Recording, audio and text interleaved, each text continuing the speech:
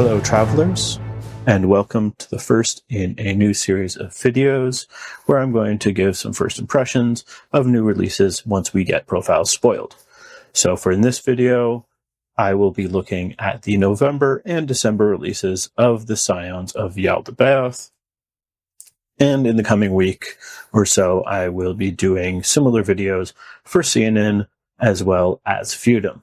The channel so far has largely been focused on Scions, but I do plan to expanding out both in terms of unit breakdowns as well as these first impression videos. So with that, let's get into the video and start by looking, as makes sense, with the November releases. So to start, we have Master Maiele, the named Puppeteer. Some cool art of her they gave us, as well as, of course, here is her painted model with the cool spikes of tinge. I don't know, for some reason this model always reminds me a lot of the Expedition 33. Some of the dancing enemies. Love the little tinge veins that they've done on the model. But let's look at her profile. So she is a 30-point unit, a character. She is a caster that does not attach to a unit. So this normally makes them quite vulnerable, but we'll get onto a bit why that's not so much the case. She brings 2 command tokens, which, because of things like the husks, which she is very much designed to work with, those extra command tokens are nice because she'll use those to respawn the husk units using the husk unit's ability for a virtuoso, which Master Maiele is, to respawn them. With a casting of red and orange, that's actually pretty consistent for casting, and we'll see that she does want to do some casting. So, picking out some key things on her card. Again, this isn't the full unit breakdown. We will do that in the future.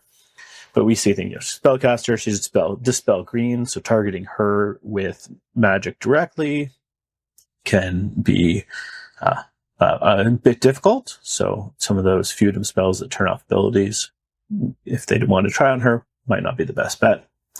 She's got Tinge, which she can use with her casting because she is a Scions character, so that Tinge is a nice thing. So let's see.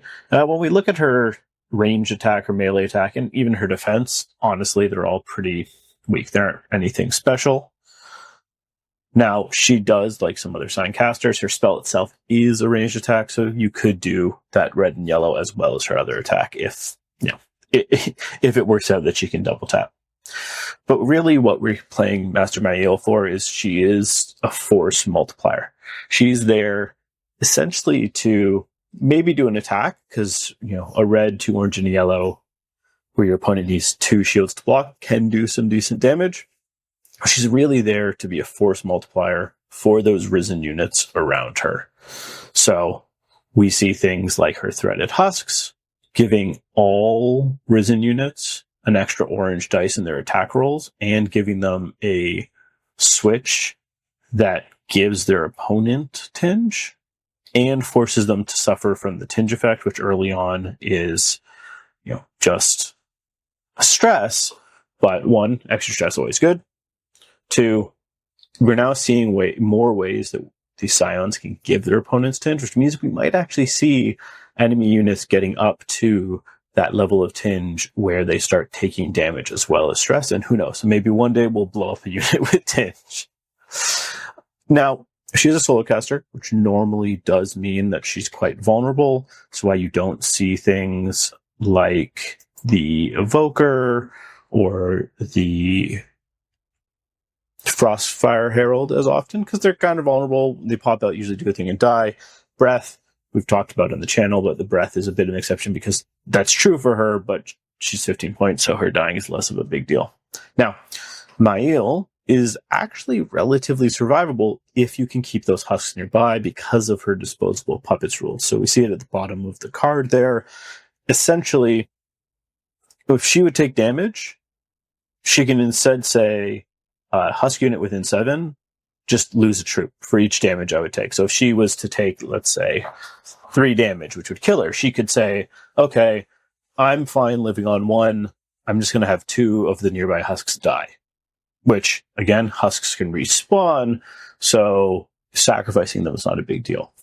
Now, the wording of this, it is worth pointing out. It does say, instead of putting damage on her profile, you remove, you take out of combat a troop from the husk unit. So this means that it's not transferring the damage, it is just removing models. This matters because husks have their Tinge Golem rule that allows them to reduce damage done to them. They can't use that here. So it's just something to keep in mind. If you have a husk unit with, 2 guys left and 4 tinge, you can only strip two wounds. You can't, and then that tinge will go to waste. So it's just worth keeping note of. The real power of Master Maiele is what she can do in terms of getting your other Risen units extra activations and actions. So her spell has a tinge effect that allows her to make a allied Risen unit within 7 strides of the target, so the unit she shoots, get placed engaged with it. So let's say you have a husk unit nearby the enemy, you shoot them, the husk unit's now engaged. Now that unit won't be able to, for example, charge Master Maiele, who had just jumped out to shoot her. Now they do need to already be within 7, but if you can work on that setup, which a number of the characters we're going to look at today are very, if you can get the positioning right, like a number of the Scion things, they can do quite good work.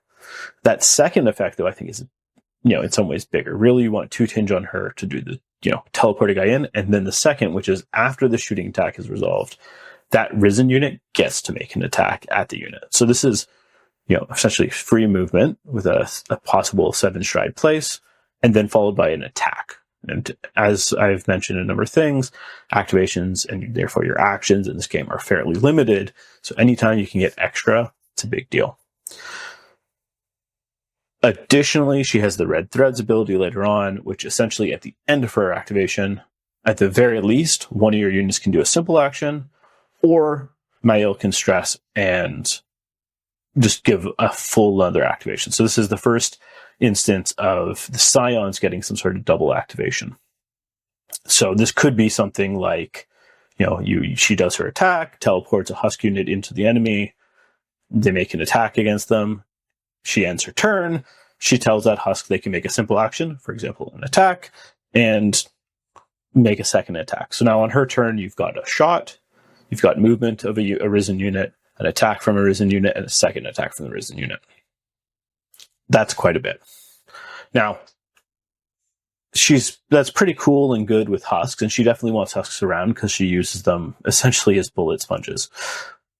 But she gets particularly potent when we start bringing in the more powerful Risen units, like the Harvester and the Autura.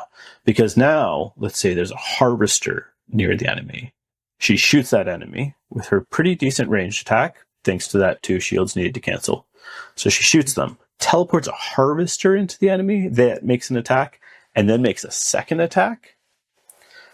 That most people that have faced a Harvester know 2 attacks from a Harvester will mulch pretty much anything. It's also important to note that as long as she is within range 7 strides of that Harvester, or even a lower rank, they're getting an extra orange die. So there's a potential for high damage. The amount of stress your opponent might be taking, the amount of tinge, even thanks to that threaded husk rule your opponent might be taking, it's pretty nasty. So as long as we have the Harvester, and eventually we'll get Harvester and Autura again, but right now they're quite powerful, especially that Harvester, because she, I think, really wants some of those more powerful Risen units with her. It also incentivizes putting her with Master Nephirim, who has the ability to respawn those units as well. And, even respawn them within a certain range, so that maybe she can carefully place them so that when then Master Maiele goes, they're within 7 strides of enemy, and you see how it goes. There's all these combinations. So I'm very excited to try her. She seems really cool. With those more powerful units, they're also faster. Harvesters charge a lot further than husks, so that 1 stress to activate means a lot more, because now, getting a Harvester within charge range is, pretty easy. They're pretty quick. Same with the Autura. So I've talked about Maiele enough. I think she's going to be really cool. It's going to be a lot of, I think, reps needed to get that positioning of her and the risen units so that she doesn't get caught out. But because of that disposable puppets, you have a bit more leeway. She doesn't need to be hidden behind them, because if they attack you, you can kind of trade it off. So that's Maiele. And next, we're going to talk about the generic Puppeteer. This guy, I think I actually might be more excited for. It is just the generic version of Maiele.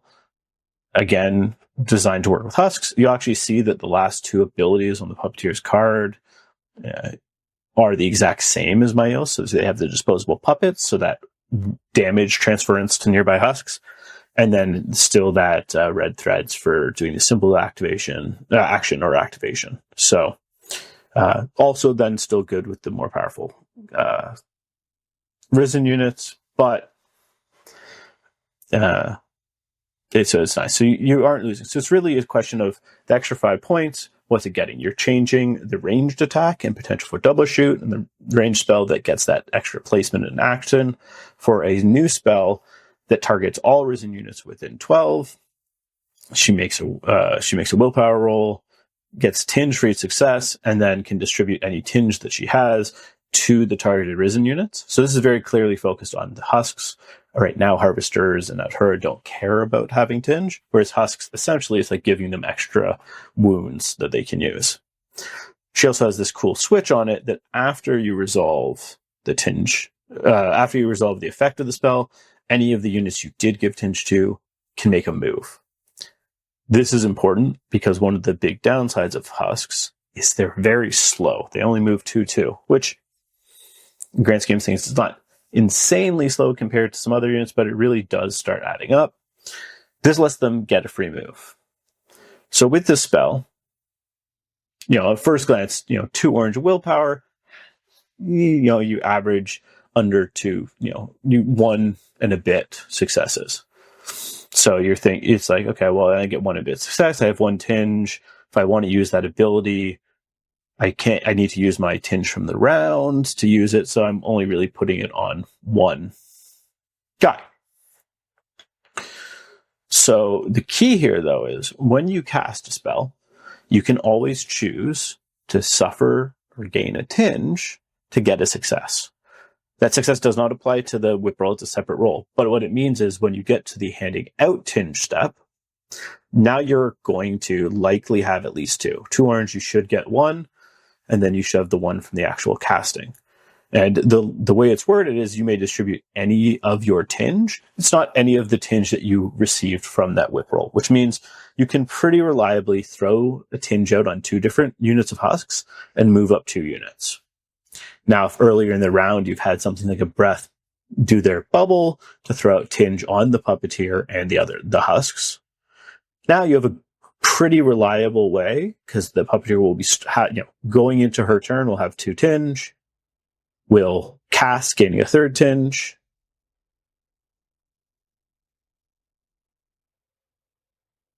spend one of the tinges that they had to activate the switch on the spell, or the augment on the spell, likely get another one. Get another one from the willpower roll. So now, effectively by the time you're heading out, you should have 3, which means she does it and then moves 3 husks. So there's potential for a lot of mobility on a unit that's kind of one of their big moderating factors is their speed. And then finally, she also gives all the risen units within 7 strides for just +1 conquest. So now this ball of husk, right? You can kind of have this moving undead horde, which I kind of like, the idea of 2 to 3 husks with the Puppeteer kind of stringing them along, causing them to move, and making it so now they hold objectives hard, easier, right? Now you have 2 husks units sitting on objective. That's 4 conquests. Most things aren't going to do that. And yes, you can kill husks, but then the Puppeteer just needs to activate again, spend a command token, put the husk right back out. Also, because moving them also means you're putting more tinge on them, it means that they're going to have more wounds, right? A husk unit with 2 tinge on them is kind of like a 6 wound unit instead of a 4 wound. So she's really cool. She is very much a support caster and has that force multiplying aspect. Instead of giving extra damage like Maiele, it's that extra conquest. She has that survivability.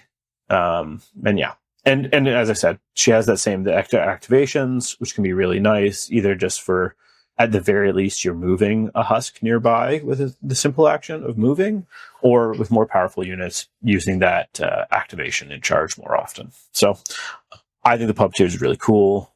I'm very excited to really dive in, get some reps in with them, and then come back for a more deep dive to who they are, and also, some more of the math and more, maybe I'll do some drawn out strategies when I get to their video. Okay. The Tutor, the eyeball man. This guy looks really funky. He has like a dress of just like stuff that he's written down. This guy was promised, the lore for him is about him kind of like seeing the future, and not so much seeing the future as just being able to predict what the enemy is going to do by studying them. Those giant eyeballs, which, my gosh, I'm excited to see people paint them. I am horrified of trying to figure out how to paint them. Those studio eyeballs look great. Mine will not look anywhere near as good. Okay, so let's actually look at the Tutor. So the Tutor is a bit of a weird card. Usually these units have, more text on the unattached. You lose some abilities when you attach them. That's the cost. The Tutor doesn't. The one ability that the Tutor has on their unattached form, they have on their attached form. And that is the Untouchable. So just giving the extra blue dice to attack and defense, which is nice. I play a lot of Northern Tribes. Having a defensive dice on attack is always nice. Also, it's good for switches and things like that. But you get that on the attached form. And they can join any infantry, which means we're not just talking about, intact or the Liberated, we'll talk about in a bit. We're talking about intact. We're talking about anointed. We're talking about liberated. We're talking about echoes. We'll get back to that one. We're talking about, all the different red cap units. So very flexible. This is definitely a unit you're going to have attached all the time. Really, there's no reason to ever run them solo. Also, they're an officer, which is really nice. It means that they are the last one to die. And it really makes them even that much more powerful, which I think want them in those high wound units that are usually smaller. So things like Anointed, or my personal favorite, I think, is the Echoes. So what are they actually getting? Well, on top of giving extra willpower, which is, really good for a lot of the missions. A lot of the feats in particular require units to willpower. Things like an Echo only have one orange because, golems usually have low whip. Getting it as a second orange is nice. It makes them more reliable. Extra morale, activating more. We said this unit wants to be in those, high cost, heavy impact units. +2 conquest is a lot of conquest. Most units are 1, maybe you get up to a 2 conquest. This is essentially like a unit or 2's worth of conquest, just adding to this unit. And something like the Echoes, if you're running them like most people do in the extra wound, extra conquest, immovable form, they're up to a 4 conquest unit. Technically, they degrade to a 3 conquest when they lose a guy. But because the Tutor's an officer, you never count. You're always counting as having 2 guys. So it's a 4 conquest unit, 4 wounds. The Tutor has a switch that allows you to heal. Now, it's on a hollow shield, and Echoes are elite, so you might not need it so much. You can use that shield to defend, but if you don't need it, healing your 4 wound guy, really good. Then on top of that, as we said, there's that bubble of extra blue dice, making them even more defensive on attack and defense. And then we get the other 2 abilities, which are really cool. So the first is the command ability that essentially lets you, when your opponent activates, potentially give them stress, or if they completely whiff the roll and get no successes, they just end their activation immediately.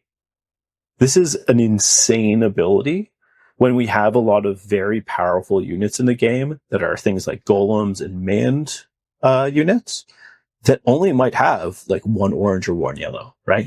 If your opponent's echoes don't have something boosting their willpower, they're rolling one orange die. That's a 3 out of 8 chance that the echoes, when they activate, just do nothing for a command token. Like this ability is going to be something you need to watch out for when the tutor is across from you, and it's going to be hard to turn off outside of things that just turn off abilities. Because getting to this guy cutting through an echo unit is going to be tough.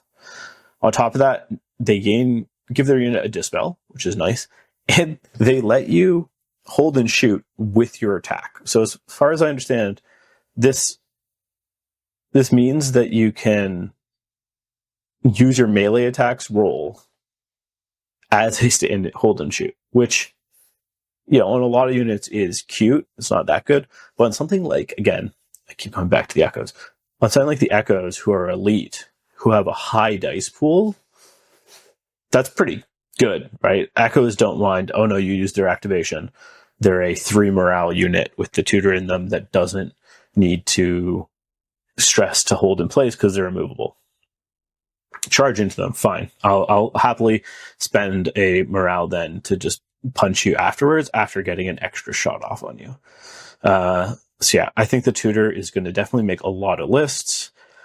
Starts getting tricky when you have things like the Puppeteer and Maiele, because now you're starting to get a lot of characters. But it's a balance, right? Sometimes you might lean more into the Risen. Maybe you do take a Maiele and a Puppeteer. I think usually you can just splash one of them. But maybe if you're leaning into it, you aren't having the tutor. But now we're getting all these options in Scions, which is really cool. Speaking of cool options, we have Samara Dithean, the Divergence. This is essentially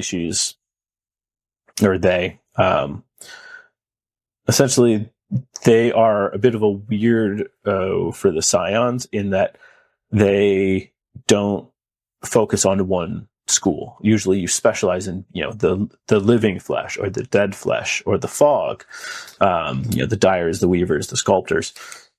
They don't. They kind of dabble in all of it. They had their arm after it was destroyed. It's the wing. I think it's Warcrow Adventures. I don't know the lore 100%. I haven't finished quite yet. But I believe Master Maiele actually brought it back. Very cool model. But let's look at the very cool profile now. So Samara is another 30 wound officer. It's another caster. Again, not joined, kind of vulnerable, not the best defense, only 3 wounds. And unlike the Puppeteer and Maiele, they don't have any way to pass off damage, which means they are like a Frostfile Herald or an Evoker. If your opponent gets them, they will probably die. And it kind of leans into what they are, which is Samara is a glass cannon. They have this very cool tinge mechanic where, one, they like to gain tinge. They have different ways of gaining tinge, namely, casting spell, tinge roll, their version of Black Rain, which affects them as well. And then every time an allied unit within 12 is taken out of combat, so removed, they receive a tinge. So if Samara is hanging out near that husk bubble, every time one of those husks dies, and then can get respawned later, Samara just gains a tinge. Which means, one, you need to be careful, because their tinge could get to the point of 8 and explode. Now, that's only when they suffer the effect of tinge, which means it's only at the end of the round, unless they gain tinge on a spell and then don't use all their tinge. But they can gain a lot of tinge. And they essentially are immune to the effects of tinge that are negative. Because of that, Divergent allows them to use the apply elite to their tinge roll. This means that all but the gain a stress tinge effect All the negative ones, they can just count the hollow symbol as a non-hollow using elite, and then it becomes a positive effect. So Samara essentially ignores all the negative effects of Tinge until they explode with 8.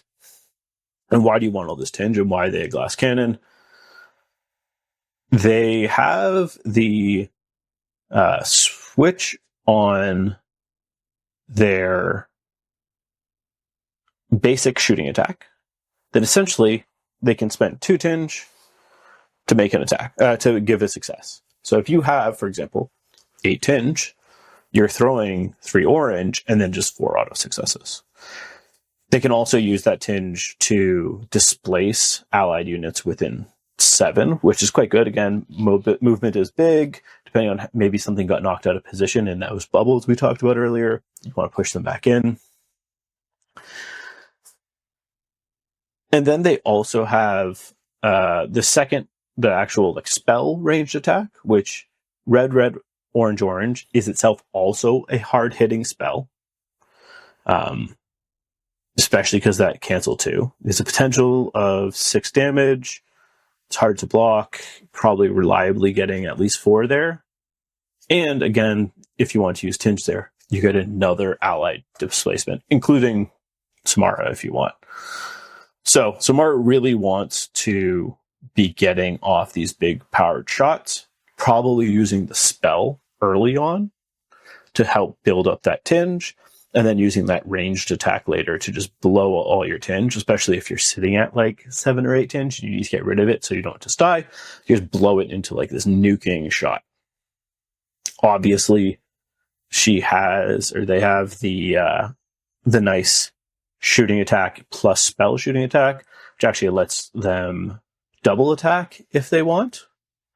If you start with an opponent within 12. So Samara has the potential to just put out a ton of damage. Once they're loaded up with Tinge, and even just that spell early on, they can really just blow out a ton of damage. But they also, with only 3 wounds and relatively poor defense, will go down pretty quickly. So I'm talking excitedly about her. I think they're going to be really cool. I don't think they fit my playstyle the most because I don't. The risk of a glass cannon, I'm sure I'll play around with, but they probably won't be making a ton of my lists. I think they're quite good, but just not necessarily my playstyle. So with that, let's go into the December release. There is only one December release for the Scions, and those are the Liberated. These weird tentacly guys. So the models look more like tentacles.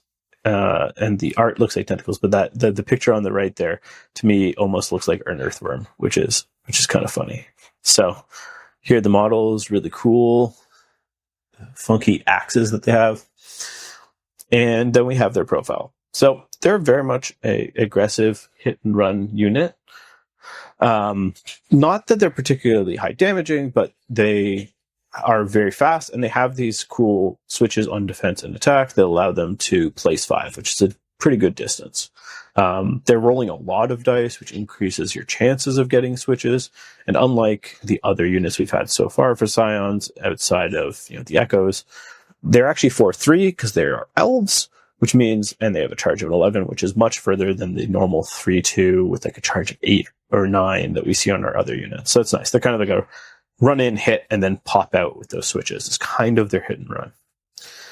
They aren't very defensive. So you really are kind of living and dying on those switches. So you need to get out of there after you're done. They do have the benefit that their switch isn't a place yourself 5 if you're engaged, which means they can place, if they get, for example, 2 hollow hits, they can place 5 and then place another 5. So again, this cool little skirmishy hit and run unit. They also lean into the Scions game plan of stressing out the enemy. It's not the only Scion game plan, but it's one you can lean into, where a double exclamation mark or double special switch to give stress. You have another way to give stress as well on the defense. It can really add up. If you whiff your roll with a red, 3 orange, and a yellow, you're probably just getting a lot of switches. So you might not win the combat, but you might just throw 2 to 3 stress on an enemy unit, and even if you lose the combat or if you tie the combat, they still might just demoralize at the end. And this kind of leans into that second skill that they have there, where when they engage units, so let's say they charge unit, the enemy becomes frightened. So let's say I charge into you with Liberated. You become frightened. I whiff my roll and just get a bunch of specials. Hey, look. Well, you're still at the point where you need to demoralize at the end of the activation. And you're frightened. So, boom. So that's really cool. If the opponent is fearless or intimidating, they also gain disarmed. Now, I say also, it only really applies to intimidating, which makes the Liberated kind of really like picking on intimidating units, because an intimidating unit will get the frightened and the disarm, whereas the fearless keyword prevents you from being frightened, so they just get the disarm. But it's kind of cool, even if, frightened immune models, or at least some of them, still get the disarmed, which is nice. But they're kind of like this weird, as I said, hit and run. They're not going to do a ton of damage. They're going to do a good amount of stress damage. And one thing I've been finding with Warcrow is you don't need to kill enemy units. You just need them to be not in the fight and, not holding objectives. And a demoralized unit is usually running away from where they want to be and also can't hold any objectives. So those are the Scions releases that are coming up. I'm very excited. I think they're all really cool. We'll see with some of the other releases that I talk about in other videos for the other factions. But I'm really enjoying how unique each unit feels. I find the core spell has been making really cool, different rules for each unit. Now, there's some overlap with things like the Puppeteer and Maiele, but that's because it's a generic and a character version. But you're really starting to see more of a shape for the Scions beyond, the early version that we got in Warcrow Adventures. So these are really cool. I'm very excited. Please put in the comments what you think. I know there's been a lot of talk in the Discord, but if you disagree with me about some of these, if you think I'm crazy, they're terrible, or there's something I missed, put it in the comments. If you're enjoying these videos, please like, subscribe. Helps me know, and also, helps get it so other people see. And then we can have more interesting discussions in the subject line, in the comments. If you do feel like you want to support me and the channel financially, you don't have to, but if you do want to, there is a link to Buy Me a Coffee in the description below. Any money that comes in through that will go back into helping me improve the quality of the recordings, especially things like the live battle reports, and also just, help pay for some of the software I'm using to try and improve the audio of some of these videos. But with that, I hope you enjoyed, and get out there and test these new units.